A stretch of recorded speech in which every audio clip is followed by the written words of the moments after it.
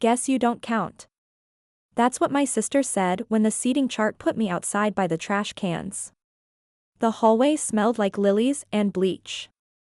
I could hear the DJ inside, counting down to the first dance.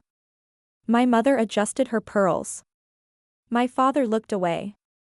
I tightened my grip on the gift I'd wrapped the night before, smoothed my wine-colored dress, and chose silence. No argument, no tears. I stood up and walked out into the Vermont air. 5 minutes later, the chandeliers went quiet and a scream cut the room in half. Here's what happened next.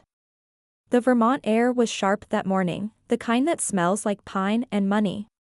My sister Leia had chosen the lakeside resort for its European charm, the kind of place where people took photos just to prove they'd been invited. The glass ballroom overlooked the water, strung with orchids and candles floating in crystal bowls. Every table inside shimmered under the chandeliers. Mine apparently was out by the trash cans. I'd driven up alone 3 hours from Boston, replaying Mom's last text in my head. Please, Amber, no drama today. It's Leia's day. That was all I ever was to her. An instruction, a warning label. Don't make noise. Don't take space. Don't remind anyone there's another daughter. Growing up, we were the cliché you see in family portraits, the golden child and the quiet one. Leia had ribbons and trophies. I had report cards no one looked at. She'd cry and get rescued. I'd fix things and get ignored. Mom said I was the easy one. Dad said I was independent. Both meant the same thing. Invisible was convenient. The last time I saw them all together was Thanksgiving 3 years ago. I remember the house smelling like burnt pie crust and lemon cleaner. Leia was in Portugal with her new boyfriend, and for once, the air felt light. Mom asked me to grab an old photo album from her vanity drawer. Instead, I found her little brown journal edges soft from years of use. I flipped through it, curious, until I realized every page began the same way: Leia's first day of kindergarten, Leia's favorite meal, Leia's college acceptance. Not a single line about me, not my birthdays, not my name. When I asked why, Mom smiled like it was a silly question. You never needed the attention, honey. You were always fine. That night, I learned there are 2 kinds of forgotten: being lost and being erased. I thought about that journal as I walked toward the ballroom, now heels clicking on marble. Through the glass doors, I saw them posing for photos. Mom in champagne silk, Dad straightening his tie, and Leia glowing in white. She looked back. Once saw me and smiled the same way people smile at store clerks they won't remember. The coordinator intercepted me with her clipboard. "You're Miss Hayes?" she asked. "Yeah." Her polite smile faltered when she found my name. "You're listed for hallway seating." I laughed, waiting for her to correct herself. She didn't. Hallway seating. Next to the trash cans. I followed her hand toward the small folding table by the service doors. From there, I could see the entire ballroom, every sparkle, every laugh. But there was a wall between us, literal and otherwise. I set my gift on the table, a small silver-wrapped box I'd spent hours picking out, and stared through the glass. Inside, Leia was raising her glass for a photo. Mom adjusting her veil. Outside, I sat in the cold draft and told myself the same lie I'd told for years. It's fine.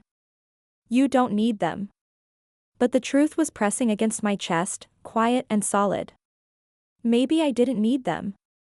But that didn't mean they had the right to treat me like I never existed. I tried to disappear into the background like always, but the hallway wasn't quiet. Staff came and went through the service door, wheeling bins of melting ice, laughing under their breath. Every time it swung open, I caught flashes of the ballroom chandeliers glittering, dresses swaying, my mother's hand on Leia's shoulder like a crown of approval. Then the laughter shifted. I looked up and saw Leia walking toward me, bouquet in one hand, veil trailing behind, like smoke. She stopped just short of the doorway, her reflection doubled in the glass. 2 versions of her, one adored inside, one cruel outside. "Well," she said, tilting her head. "Looks like they finally figured out where you belong." I blinked. What's that supposed to mean? She smiled that half smile I'd seen since childhood. The one she used before stealing the spotlight. Guess you don't count. The words landed so softly I almost missed how sharp they were. Guess you don't count. Like it was math. Like I was a miscalculation. For a second, I said nothing. My throat went dry. The kind of dryness that comes from swallowing too much pride. Behind her, the photographer was calling "Bride, we need you back in the shot." She didn't move. She wanted me to react, to cry, to beg, to prove her point. I didn't.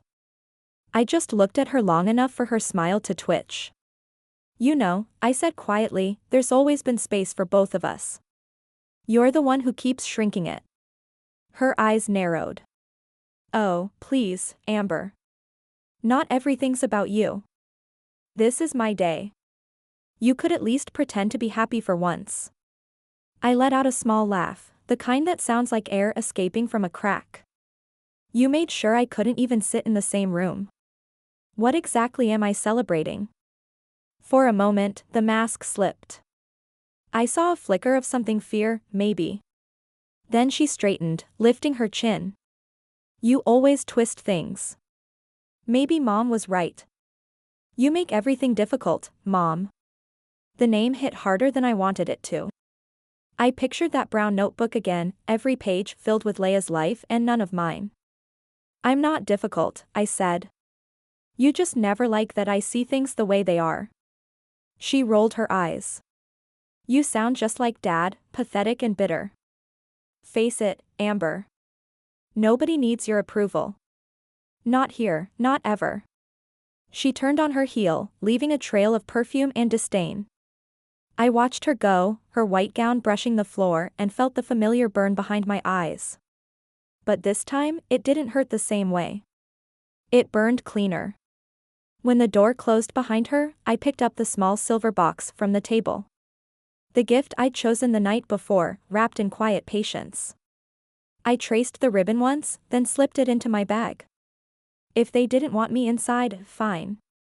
But I wasn't leaving empty-handed. Not this time. For a while, I just sat there, fingers pressed against the smooth edge of the box, listening to the muffled beat of music leaking through the ballroom doors.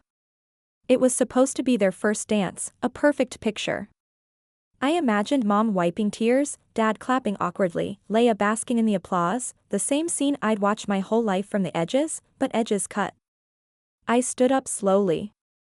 My reflection caught in the glass panel, still composed, maybe even graceful if you didn't look too closely. Inside the bag, the silver gift felt heavier than it should. I had wrapped it carefully the night before, tying the ribbon tighter than necessary. It wasn't just a present. It was proof, something that could shatter the image Leia built out of lies. 3 weeks earlier, I'd run into one of her old coworkers in Boston. A harmless lunch turned into a confession. And Leia had been bragging for months about marrying rich, about how easy it was to make Noah trust her. "He's sweet," she'd said, "but naive. A few fake tears and I get the house, the money, the last name." She'd laughed. My coffee went cold. I hadn't planned to use that information until today. Before leaving the hallway, I walked back to the reception table near the ballroom entrance. The wedding planner was distracted, fussing over centerpieces. I slid the small silver box among the other gifts right on top of the pile labeled to Leia and Noah. My handwriting was neat, deliberate. Inside, on top of a crystal frame, was a folded note and a print out of the messages her coworker had shown me, screenshots and receipts.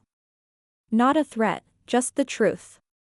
I stepped back, checked my reflection one last time, and straightened my dress. My heart wasn't racing.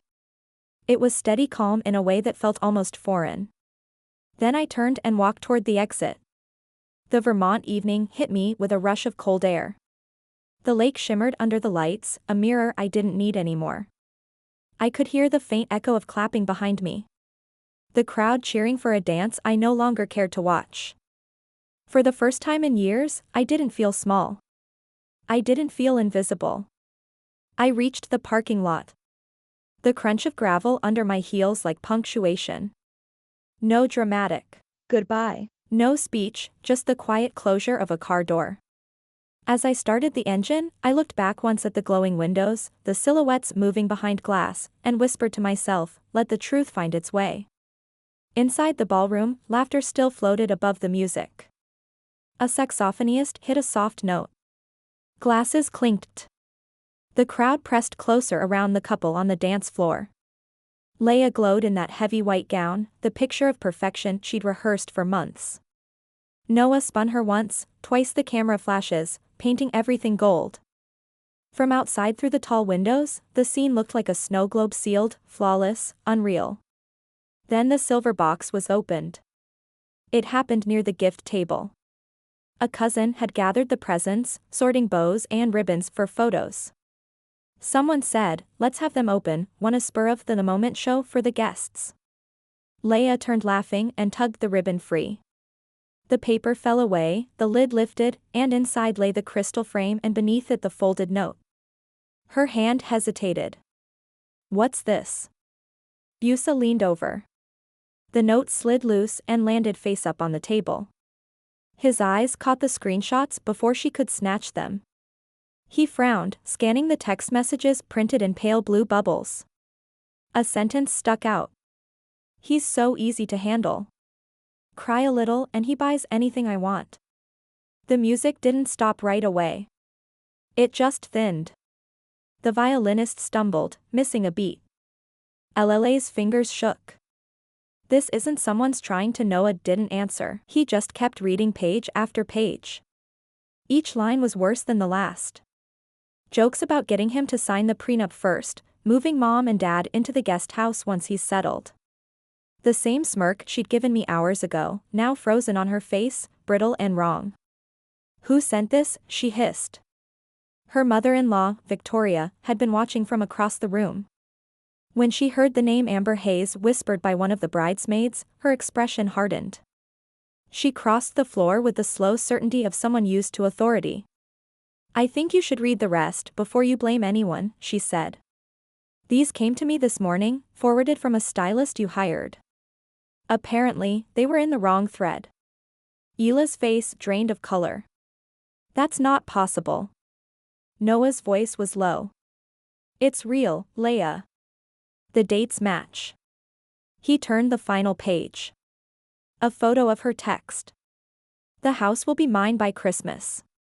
A collective gasp rippled through the guests. Phones came out. The photographer froze mid-shot. Someone whispered, "Oh my God." Leia lunged for the papers. You can't show people that Victoria stepped between them. You showed it yourself, sweetheart. That was when the screaming started. Not loud at first, more like air leaving a body too fast. Leia stumbled back, the train of her gown catching under her heel. No, you don't understand. He's lying. She my sister. She did this. Noah's jaw tightened. Amber didn't write those messages. She planted them. She's jealous. She's always. Stop. The single word cracked through the room like a whip. You did this. You humiliated her today and you thought no one would ever see who you really are. Every face had turned toward them now. The DJ lowered the volume. A child's voice asked, Mom, what's happening? Leia's perfect day was dissolving, and she couldn't hold it together anymore. She spun toward her parents. Do something. My mother, Maggie, stood pale and stiff near the head table, her champagne glass trembling. My father looked at the floor, lips pressed tight. For once, neither defended her. You knew, Noah said quietly, his voice shaking now. You knew exactly what you were doing. He reached into his jacket, pulled out a folded document, and set it on the table. This is an annulment petition. I already signed it. Leia stared at the paper like it was a live wire. You can't, Noah. You can't humiliate me like this. I'm not humiliating you, he said. You did that yourself. Someone turned off the music entirely. The room fell into a silence so deep it buzzed in people's ears. Then came the sound the guests would remember. Crystal shattering as the frame hit the floor. Her voice cracked. She's behind this, Amber's behind all of it. Victoria exhaled slowly. Funny. The only thing your sister did was tell the truth. Outside, I'd stopped by the car engine, idling. The glow from the ballroom windows flickered across the lake. I couldn't hear every word, but I heard the scream. It came sharp and high, echoing across the water, followed by the dull thud of a chair tipping.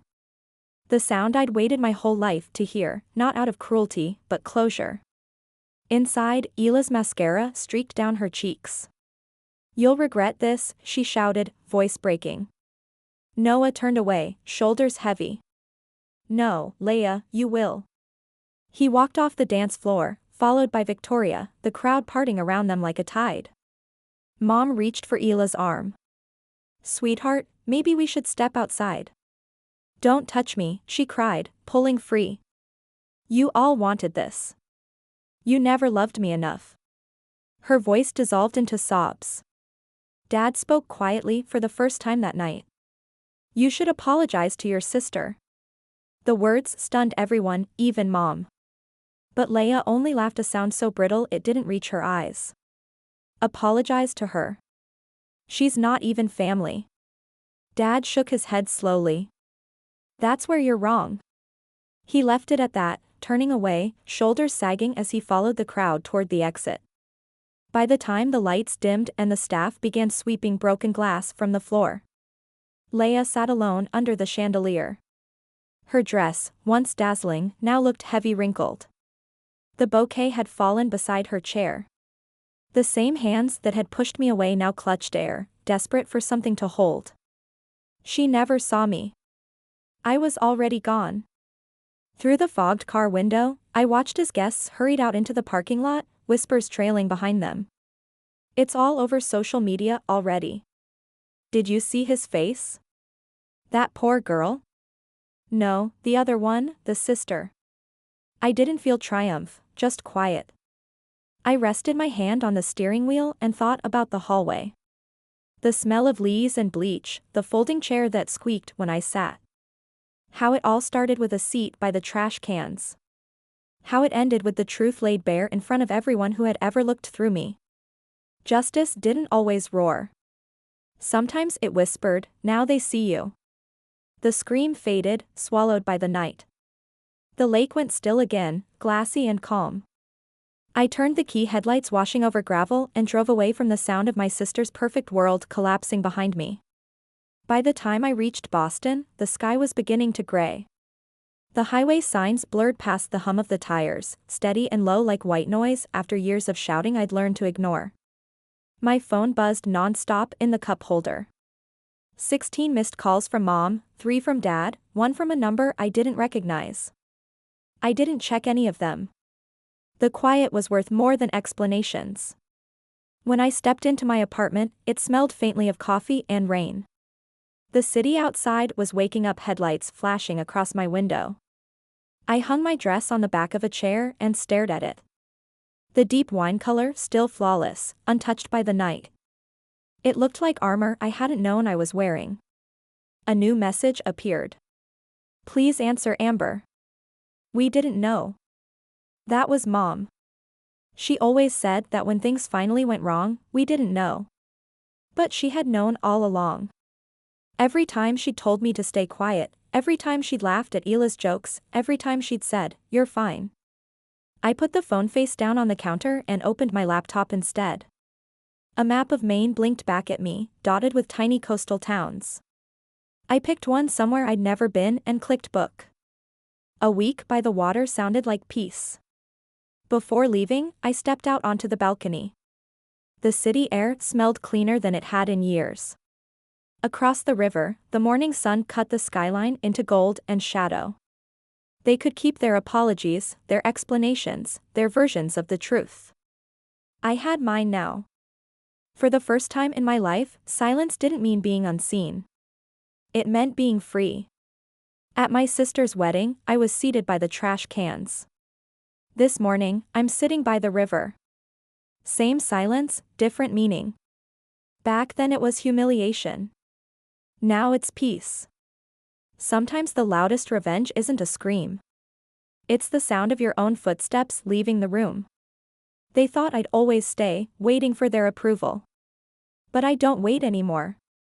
I don't beg for space at someone else's table. I build my own. If you've ever been pushed aside by the people who were supposed to love you, know this. Walking away isn't weakness.